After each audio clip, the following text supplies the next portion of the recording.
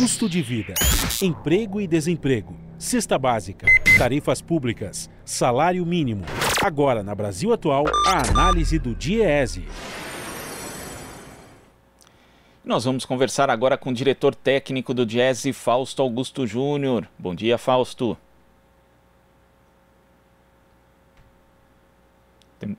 Parece que temos um problema aqui com o som. Vamos ver de novo. Glauco. Bom dia, Fausto. Bom dia, Glauco. Bom dia a todos de novo. Fausto, a gente teve a divulgação na sexta-feira por parte do IBGE dos dados novos aí da PNAD Covid-19, mostrando que depois de um pequeno recuo, após 4 semanas de altas seguidas, o desemprego voltou a subir e atingiu o seu maior patamar, pelo menos dentro dessa série histórica aí da PNAD Covid-19, cuja metodologia é diferente, né? Você já comentou aqui. Como é que você analisa esses dados, Fausto? Bem, Glauco, o que a gente está vendo era algo já previsto porque, primeiro, nós estamos chegando aí a passou de 3 meses do ponto de vista de quando começou o isolamento social e a crise da pandemia. Um conjunto importante de negócios começaram a fechar. O próprio dado mostrou que mais de 500 mil empresas fecharam as portas nesse período, e nós estamos naquele processo do retorno do isolamento social, né? Uma série de cidades, uma série de estados têm reaberto várias áreas, e aí é aquilo que a gente colocou algum tempo atrás, é a hora em que, de fato, os estabelecimentos, as empresas vão precisar de aportes, vão precisar de financiamento, e ao não encontrar financiamento, elas vão, de fato, realizando ali, de alguma forma, o seu prejuízo, e no caso dos trabalhadores, significa a demissão. Então, nós estamos assistindo, de um lado, um aumento da demissão, e de outro, com o retorno dos trabalhadores, um aumento das pessoas que procuram postos de trabalho. Então, o que vai? É inevitável você assistir que, de um lado, você está perdendo postos de trabalho, de outro, está aumentando o número de pessoas que estão em busca de um novo trabalho. A busca de um novo trabalho aumenta a taxa de desemprego, e ao mesmo tempo que a gente vê nesse dado, é um dado bastante interessante ou importante, é porque se você tem um aumento da taxa de desemprego, mas também uma diminuição do número de pessoas ocupadas. Então, as duas coisas estão acontecendo ao mesmo tempo, indicando que o mercado de trabalho está se desestruturando mais rápido, inclusive, do que os próprios analistas imaginavam. A taxa de desemprego vem crescendo de um lado, as pessoas vêm saindo do mercado de trabalho de outro, e aí nós estamos com uma conjuntura bastante complexa do ponto de vista do que a gente vai enfrentar aí com relação ao mundo do trabalho. A gente já tinha detectado já há algum tempo a queda da massa salarial, ou seja, um conjunto de rendas oriundas do trabalho vem se reduzindo também, e vai, de certo modo, mais um indicador da crise econômica que a gente vem vivendo, né? Os indicadores estão mostrando um a um, de alguma forma, mesmo com a economia voltando, ela está voltando num patamar muito mais baixo do que o patamar do ano passado, e inevitavelmente isso assola o emprego.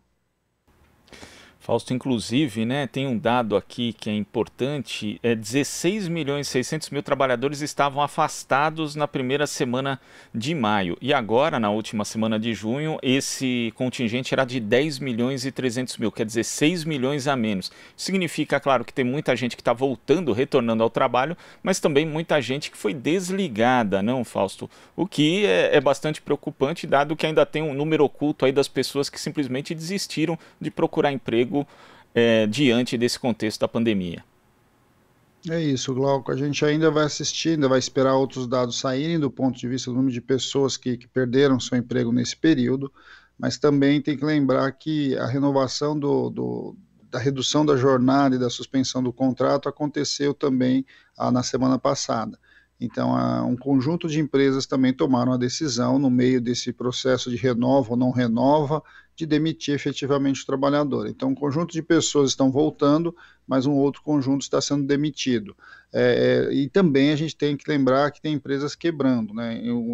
As empresas que fecharam, o setor que mais fechou a empresa é comércio e serviço, que são empresas que são setores que empregam muito.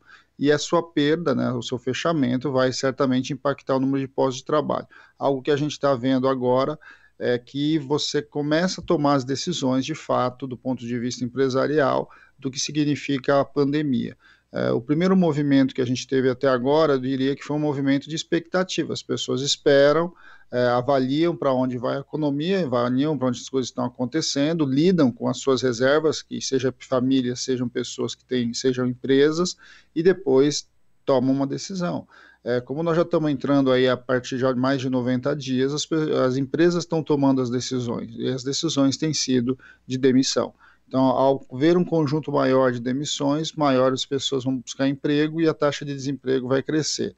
Agora, uma das grandes questões para nós nesse momento, Glauco, é que você precisa inevitavelmente de algum programa de apoio a essas médias e pequenas empresas, porque de fato boa parte dos empregos vem dali.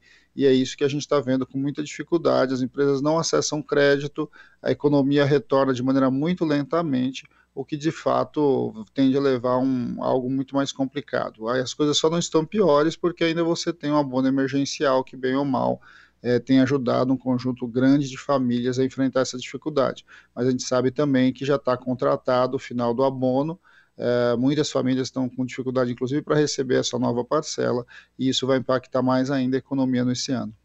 E essa questão do estímulo, Fausto, é ainda mais importante quando a gente vê que algumas ações por parte do governo federal simplesmente não frutificaram, como o programa de apoio aí às pequenas e médias empresas. Esse crédito acaba não chegando lá na ponta, né? Apenas os bancos públicos, a Caixa e o Banco do Brasil, estão realizando esse serviço, né? Viabilizando isso, enquanto os bancos privados não fazem. Então é algo realmente a ficar bastante atento, Fausto. Não há a menor dúvida, Glauco. Agora, esse momento de retorno do isolamento social, é o momento em que as empresas vão precisar de financiamento. Vão precisar de financiamento porque, bem ou mal, as coisas vão voltando, né? O negócio volta a girar. Quando o negócio volta a girar, as empresas precisam de capital de giro. É bom lembrar também que junho e julho começa o retorno ao pagamento de uma parte de impostos que foram adiados ali no começo da pandemia.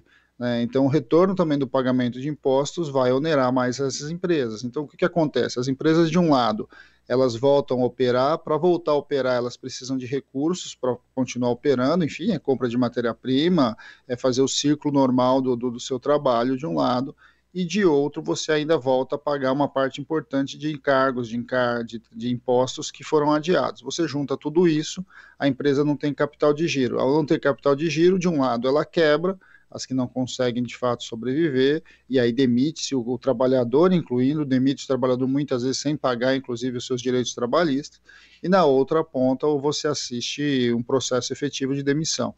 Eu acho que nós estamos nesse momento, Glauco, nós estamos exatamente no momento em que as empresas, ao voltarem, precisam ter capital de giro. Ao não conseguir acessar capital de giro, nem renegociação dos seus prazos de dívidas, elas vão tendo mais dificuldades e tomam a decisão de demitir as maiores e, de outro lado, fechar as portas menores, que é o que a gente está vendo agora. É um momento urgente, é um momento fundamental que a gente tenha alguma forma de apoio. A gente já vem falando sobre isso há algum tempo, tem dito que esse momento de alguma forma já estava chegando e agora ele tende a se agravar.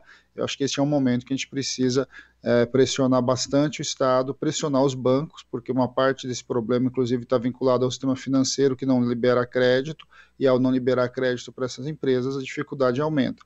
Então, esses são momentos que a gente precisa agora minimamente pressionar de um lado o governo, de outro lado o sistema financeiro. Tá certo, Fausto. Muito obrigado pela sua participação aqui no Jornal Brasil Atual e até a próxima. Até a próxima, Glauco. Bom dia a todos. Bom dia. Conversamos aqui com o diretor técnico do Diese, Fausto Augusto Júnior. Você está ouvindo Jornal Brasil Atual. As notícias que os outros não dão.